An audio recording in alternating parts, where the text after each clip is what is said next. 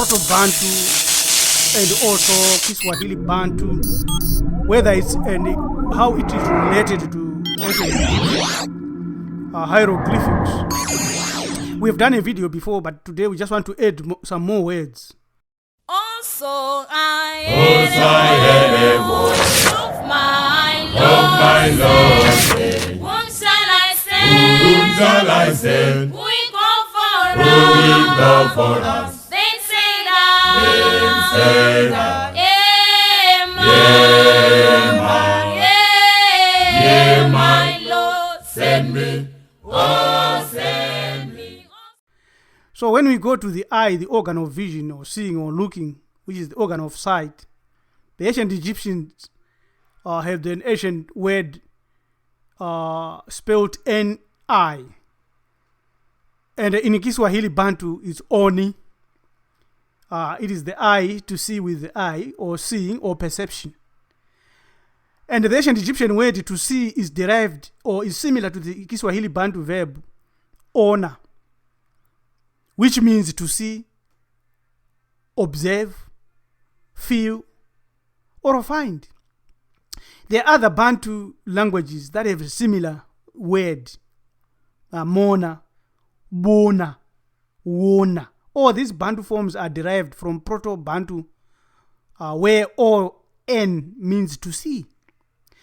So when you look at the Kiswahili Bantu word Oni, which is derived from Ona, it defines the eye, which was given and drawn as an actual eye in ancient Egyptian hieroglyphics.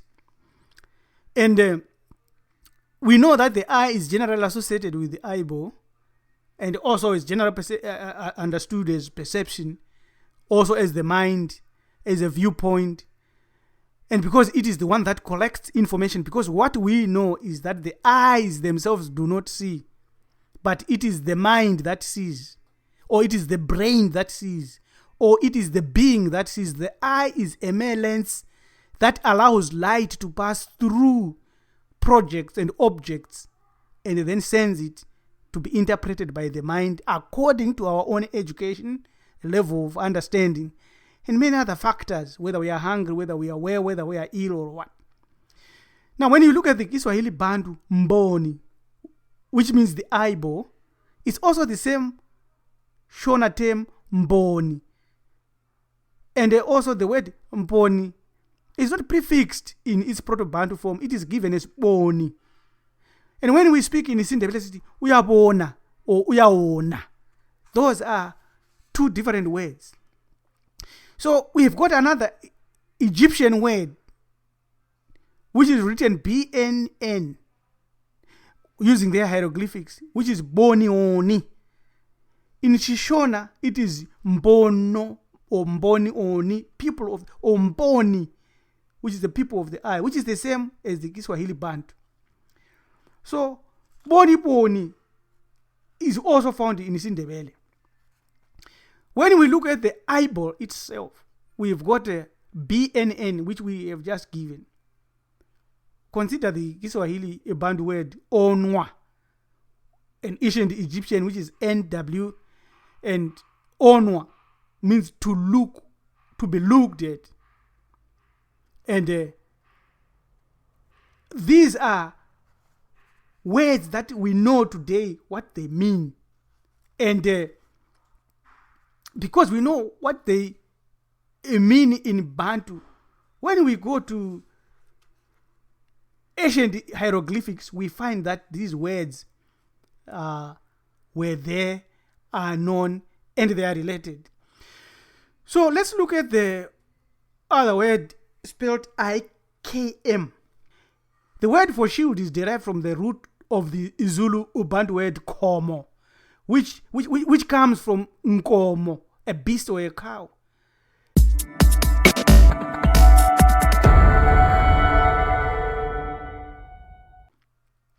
In KiVale Bantu, it is also Chimuna, which is a domestic animal. Ancient Egyptian, you've got MN, which is domesticated animal. So, the word for a domestic animal, which includes a sheep or a goat or an ox in KiVale Bantu, is given by putting a prefix word chi before muna, which is mn. When the ancient Egyptians wanted to show the plural as a collective, they would duplicate the words like muna muna. So let's look for a dog, which is a common animal found in Africa.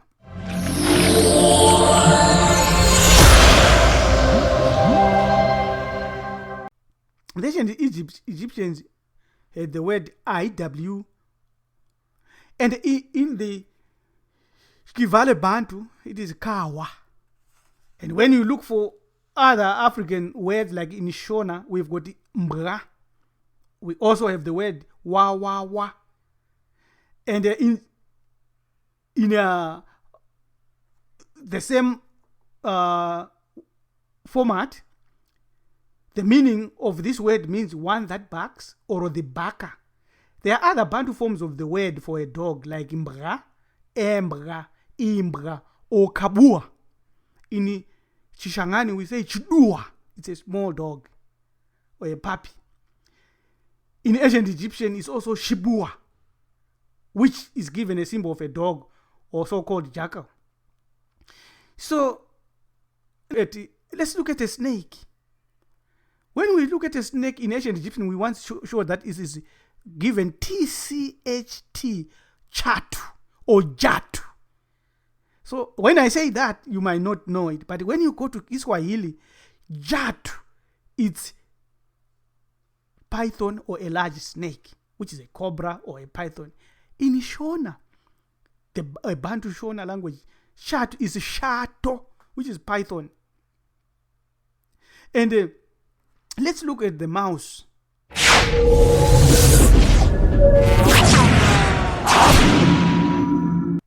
In Shona, it is banya. In Egyptian, it is spelled PNW, which is panya or pkanya. You would step on it to kill it. Let's look for the cat.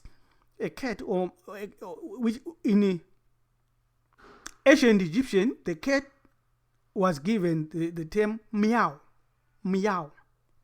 So when you look at ancient Egyptian, it's MIW, which is the cat, or me, or cat, or mu, a cat.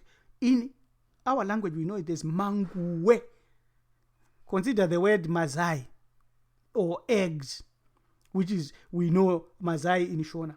In ancient Egyptian, it was given as MAY, which is mayai. In Kiswahili Bantu, mayai, it's eggs or embryo. And also, we know that this is our ancient languages, and we are just showing the proof that ancient Egyptian hieroglyphics and the other Bantu languages, they share same and similar roots. If you consider the word like for a stone, in ancient Egyptian, it's ABW. In Shona, it is ibre or bre or buwe. So the Proto or Bantu word buwe means a stone or a rock. In the Swahili language, it is jiwe, a rock or a stone or a reef or a barrier or of rock formation. Anything that is firm or solid, such as a rock, provides protection and support, and it's used to provide shelter and defense, just like the rock of Gibraltar. So when you go to the Shona Bantu word ebre or bre, you will find that they used this to build their strongholds. And you have got words like Zimba Bre Bre, which means a house of stone. Let's look for the king or cookery. The ancient Egyptian word for meaning to cook is psi, similar to the Proto Bantu word pi, which means burn. The Kiswahili Bantu pika means to cook. In Shona is bika or peka in Ndebele. Umpekele ukudla in Ndebele. So, and then the person who cook is mbiki. And then we've got another word, very popular one, ancient Egyptian one, or ka for little one, Kadiki, kanu, aka. So these words that I'm showing you, they clearly indicate that the ancient Egyptians were black people, African people of sub-Saharan origin. Their language is same, shares the same root, and various derivatives here and there. But that's clear. Even the word for light in ancient Egyptian is BKH, to give light or to illuminate. In Shona is Baka. And in Ubemba, a Bantu language, is Beka, to shine, or to shine. And KiVale Bantu is Okombaga. So you can study this and you go deeper and you look at it. Your conclusion is that just like one of our